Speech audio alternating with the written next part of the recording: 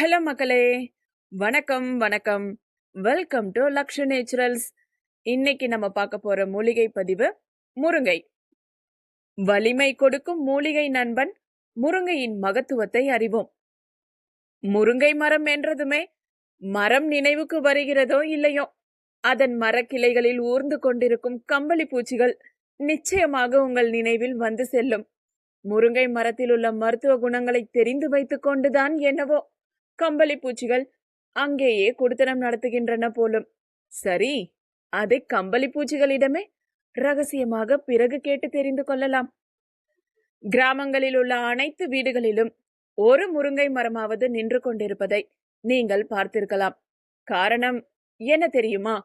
முருங்கை மரத்தின் ஒவ்வொரு உறுப்பிலும் நிறைய மருத்துவ குணங்கள் இருப்பது கிராமங்களில் வசிக்கும் மக்களுக்கு நன்றாக தெரியும். அடுக்குமாடி குடியிருப்புகளில் வசிக்கும் நகரத்து வாசிகளுக்கு முருங்கையின் பலன்கள் தெரிந்திருந்தாலும் முருங்கை மரங்களை வளர்ப்பதற்கு இடவசதி இல்லாமல் போய்விடுகிறது. உங்கள் வீட்டருகே இடவசதி இருந்தால் இன்றே முருங்கை தண்டை புதைத்து உயிர் கொடுங்கள். கிராமங்களில் கூட இப்போதெல்லாம் நாட்டு முருங்கைக்கு பதிலாக ஆபீஸ் முருங்கை என்ற பெயர் கொண்ட ரகத்தையே அதிகமாக பார்க்க முடிகிறது. ஓங்கி உயர்ந்த முருங்கை மரங்களின் எண்ணிக்கை குறைந்து முருங்கை செடிகள் என்று அழைக்கும் அளவுக்கு ஹைபிரிட் ரகங்கள் இப்போது வலம் வருகின்றன. முருங்கை இலை, ஈர்க்கு, பூ, காய், பிஞ்சு, பிசின், பட்டை, வேர் என அனைத்து பாகங்களும் மருந்தாக பயன்படுகின்றன. தாராளமாக கிடைப்பதால் முருங்கைக்கீரையின் மகத்துவத்தை நாம் தெரிந்து கொள்ள விரும்புவதில்லை. முருங்கைக்கீரை பொரியலா?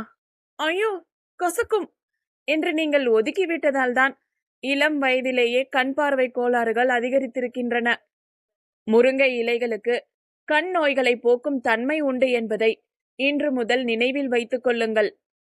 ஊட்டச்சத்து பற்றாக்குறையால் அவதிப்படுபவர்கள் முருங்கைக்கீரையை அதிகமாக சேர்த்து வந்தால் உடல் ஊட்டம் பெறும். இரும்பு சத்து அதிகம் கொண்ட இதன் இலைகள் பல்வேறு நாடுகளின் பாரம்பரிய மருத்துவத்தில் இரத்த குறைவு நோயை குணப்படுத்த பயன்படுத்தப்படுகிறது. தவறாமல் நாமும் இனி பயன்படுத்துவோமே.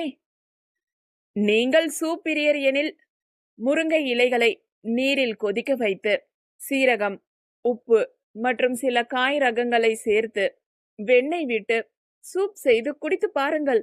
அதன் சுவைக்கு வாழ்நாள் அடிமையாக மாறிவிடுவீர்கள்.